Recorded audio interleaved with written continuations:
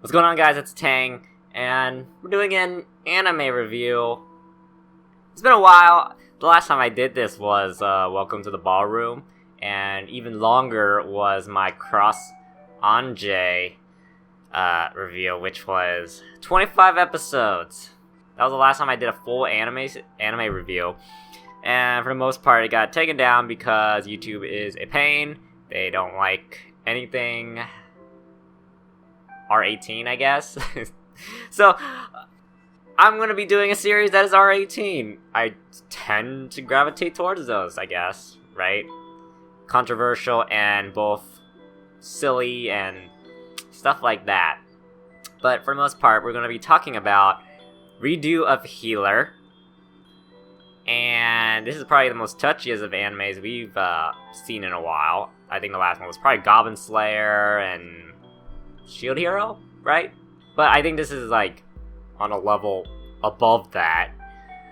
With Cross Ange, there was like, it was like below, but it was still kind of pandering and stuff. I still like the series because it was just kind of satire at some points. And with this one, it is kind of satire to an extent. It's also edgy as heck, but it's immoral, it's degenerative, but I like it in a weird, twisted way. So, we're going to talk about it. Now, we're going to be talking about episode 1 and 2, and what is this series? It is a series published by Kadokawa. It will be licensed by Sentai Filmworks. Sentai, whatever it's called. But they will be releasing in the US, and it'll probably be an affordable box set, maybe like $80 altogether. They'll probably, I'm not sure how many episodes this will have, but I'm thinking it's gonna have like 13 episodes a season, depending. So with that, they also did the Cross Ange release in the US. So for those who don't know, I already tend to review my animes with images on the top, your top left, and it'll sometimes sweep across the screen. But for the most part, we need to get onto this anime. This anime is an adaptation of a light novel series. It also has a manga. Those are ahead, of course. And I did end up, after watching these first 2 episodes, I did read up to the current chapters for the manga. If I can find the light novels, which are even more ahead, I'll try to read those too, but I need to find it online. I'll probably find it. So with that, episode 1 starts with our hero, Kyaru, who I keep wanting to say Kiara, but that's the Hololive in me speaking. He hears a voice in his head telling him to obtain the Sight of Spirits. And so, he lives in a village, and there's like a forest right next to the village. So he walks into it and finds a spirit in like a little pond or a lake or something like that. And she gives it to him. He makes a wish, she gives it to him. And the eye allows him to see like stats, like names and whatnot. In the manga, it's like literally like RPG stats, like speed, power, and some other stuff like magic attack or something like that. And it even has like a little like level up. So when he gets his eye, he then sees like a vision. And this vision is of his past self. So apparently, he was a hero, like he looks the same and all that. Like it's like a past self of him. So in his past self, he was a hero. He was a hero healer, hence the name of Redo of Hero, Redo of Healer. So he has like this unimaginable power to heal like if you get an arm dismembered, he can heal that. Or even revive the dead, I believe. So he's on this team of other heroes. So like there's a magic hero, like a shooter hero, a blade hero, of different like genders and like one guy, a few girls, and all that. The problem is that these heroes abuse him. So like they beat him up, abuse his powers because his healing abilities allows him to heal a bunch of stuff, but also has a drawback where if he heals the person, he also feels their experiences. Like, he'll feel their pain, like when they lost their arm or whatever. He'll feel that pain. So he gets beat, throughout their adventures. He's like the mutt, right? He gets like beat up, like I said, and this goes on for about like 4 years, I think. So it culminates in them. The ultimate goal of this of these heroes is to defeat the Demon Lord, which is like this girl with black. What was it? I think it was like black wings. She had silver hairs and like 2 horns. So the heroes try to defeat her, but they are defeated themselves, and they ask Kyaru to heal them back up, to full health. But over the 4 years, Kyaru has managed to get stronger himself. Oh, I forgot to mention that when they abused him, they got him addicted on drugs and stuff like that, so that they can have more control of him. So, and so over time he's bided his time to gain experience, and the people he's healed, he's also managed to gain their abilities through healing them through some other abilities he's had. So with that, he manages to defeat the Demon Lord and manages to kill her. And apparently when you kill a Demon Lord, they have you gain their heart, which is like a Philosopher's Stone. Can't remember what it exactly does. I guess it amplifies magical abilities or something like that, or gives you a wish or something. But I think it's it amplifies magic. So with that, he uses it to redo time, go back to before he joins the heroes. So it goes back to that naive Kyaru, who at this point now we're at this the current Kyaru, who now remembers what happened. Now he vows revenge on those who wronged him, those who violated, abused him. So that's so that's the hero team of Freya, Brett, Blade, and was there anyone else? I think there was someone else, but I don't remember. So with that, he in a few months or days or something, he is then chosen to become a hero, where it's these runes appear on his hand, and he is now chosen to be a hero. And apparently it's a all-ranging sign that other heroes can sense or something like that.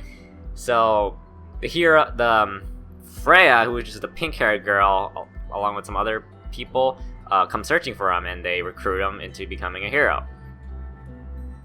Not so bad, right? But then, of course, they're still the jerks and crazy people that they are. And let's get this over with, because in this show, everyone's a jerk. It's they're mean and cruel, and it's weird.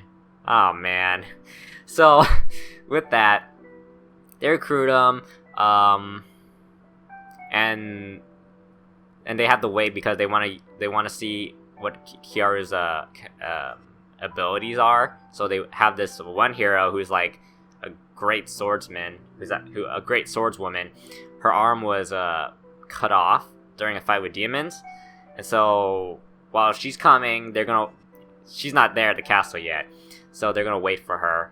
But in the meantime, Kyaru starts, the maids in the castle start seducing him, because logic comes, the logic is that it takes logic from Fate Stay Night, is that you gain strength when you make love with a hero, get and obtain their bodily fluids. So it's Fate Stay Night logic. And so the maids seduce him because they believe so that they can level up. In the manga, it literally states they'll level up, level caps. It's a lot of RPG. It's there's RPG terminology in some parts. So the maids want to level up. They'll talk about level caps and all that, and we'll see that in the coming episodes when we meet the girl from the Ice Tribe. But that's spoilers. Anyway, the girls seduce him for a few nights, and while that's happening, Kyaru uses his heal abilities to steal experience from them, so that he can at least, get stronger. And then the girl finally comes. Her name is Kureha. Then Kyaru does his heal ability, brings back her arm, but because of it, he experiences her pain, and then faints. And so, while Kureha is happy, and she vows that she'll make it up to him, like a favor or something, whatever.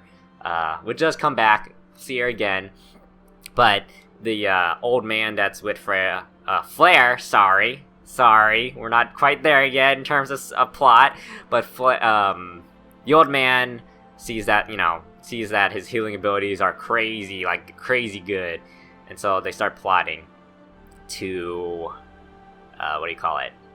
begin the abuse of Kyaru. And Kyaru is still, he's still a little awake. He's still aware of what's going on, even though he's fainted. He kind of gets back. He kind of wakes up again and overhears. And so he begins his vengeance. And that's the end of episode 1. Boy. And this is the most tame of the episodes so far, because now we're going to episode 2. It gets crazy. So, with episode 2, how do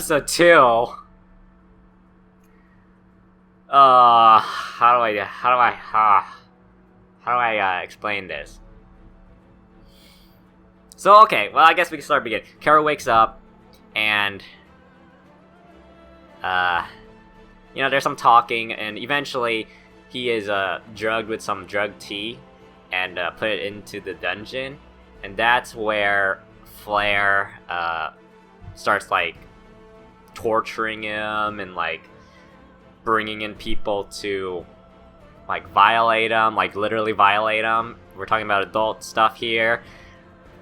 She then gets him addicted to this drug so that he'll be more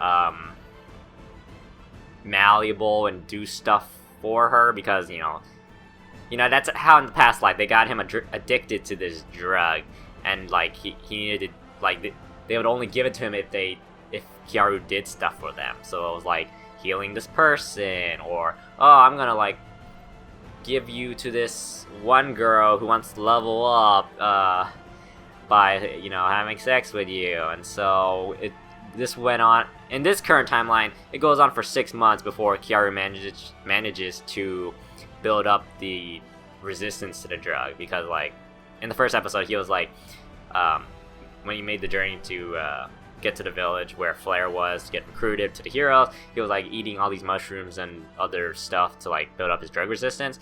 So it kind of gives him a head start on getting free and all that. So he builds up this drug resistance, right? And then manages to escape from the dungeon and start killing a number of the guards. And then this is the second half of the episode where it just gets softcore hentai. Yeah. And this is coming from the studio that did freaking High School D&D, if it is to believe. They say everyone's been talking that this is the High School D&D studio.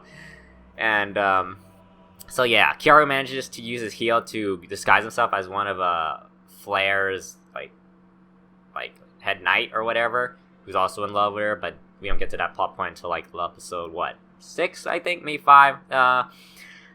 Because these first two episodes cover 3 chapters, I think, of the manga. So it begins the torture of Flare. So I believe he also manages to steal her mana so that she can't defend herself. And so they play a little game where he begins torturing her by breaking her fingers, and the game is that if she screams, then Kyaru wins, but if she manages to hold out until all her fingers are broken, then Flare wins and she'll be let free. But Kyaru kind of cheats by breaking all of her fingers and then healing them, and then this manages to catch her off guard, and she screams when he breaks the newly healed finger. So with that, it's the it just kind of leads into like softcore, usual hentai plot, where he like violates her, makes her grovel and beg and like pleasure herself, and so that does it. It is what it is. It's like Goblin Slayer on crack, but this is tame. Like, YouTube is gonna consider this like degenerative crud, but this is like tame for me. I'm not gonna lie. I play love soft games, so it's tame. It's tame. I'm cultured, but for the most part, I guess so he like violates her, and then to add insult to injury, he wipes her memory, changes her face, and now Flare has become Freya, but she can't remember. So Hikaru escapes with the now newly Christian Freya, escaped to like some, what's the term? Not a hotel, but like a lodge room. He spews like this story that she's his lover, that they've known each other, but that she can't remember because there was like an accident, and she goes with it. She doesn't know anything. Her mind's been wiped. And Kyaru has now changed his appearance too. He is now Kyaruga, although I think in the translation he's called Kyariga, which is kind of, I get it. I get where they got that translation. Kyariga. There's no like Aru. It usually translates to R. And yeah, now the beginning of his revenge plot begins. It's kind of crazy, no? And so, with that, how do I feel about this series? Well, it was intriguing enough for me to read all the current chapters of the manga. Like I said, it is degenerative, and it's going to be a controversial series for the most part. And, it is dark fantasy. Everyone thought Berserk was kind of effed up when, Casca got that moment. But this series is like, it literally is that, but like a number of characters that are coming. You can expect the same type of effed up stuff coming up. So, I'm going to keep watching, because I've already read through the chapter. I want to see how they translate it to animation. And for the most part, I'm kind of like, when you read, so I like saw the episodes and then I like went to the chapters, and I was like thrown off by the hair colors for a lot of the characters. I didn't think one character was gonna have that color or that color or that color. When I saw Kureha, I didn't think she was gonna have that color hair. It looked pink to me. It looked like she had pink hair. But in this one, she has like silver white hair, so that threw me off a bit. A lot of the art style does translate kind of well to the anime. So, although I think the eyes are a little like somewhat off, but they work for the most part. It does capture the art style of the light novels and manga. It's kind of high school D&D ish, which is kind of fitting. But for the most part, I think it will continue to be controversial, especially once we get farther into the series. People are gonna woof woof woof. Alright. But yeah, for the most part, I think I'll give this like, I don't think it's like the most well-written plot in series. It's like, it literally is a hentai plot. But it's intriguing enough because I want to see where they're gonna go with it once he does have his revenge plot. And yeah, the animation studio is TNK. They did the original High School D&D and High School D&D new anime series. They didn't do Born or whatever, which is a different animation entirely. So really, they didn't do Born. They didn't do Hero either. Well, it doesn't say anything about it. Anyway, some people, I think people will correct me on who did the 3rd and 4th season of High School D&D, if anyone will watch this. But yeah, we'll keep going, I guess. I've already committed to reading the manga. Great. Anyway, that is redo of Hero, also known as Kaifuku Jutsushi no Yarina Oshi. Wow, man, that is a god dang mouthful. I do want to review more anime, but just that anime is so god dang difficult to do with copyright, so you could always think I will approach things with trepidation. I really want to do Cross Anji again. I really want to like redo my reviews of that series. Like maybe like an ultimate review of it in some of the episodes. So yeah, like I said, leave a like, subscribe, comment down below, and I'll catch you guys later. See ya.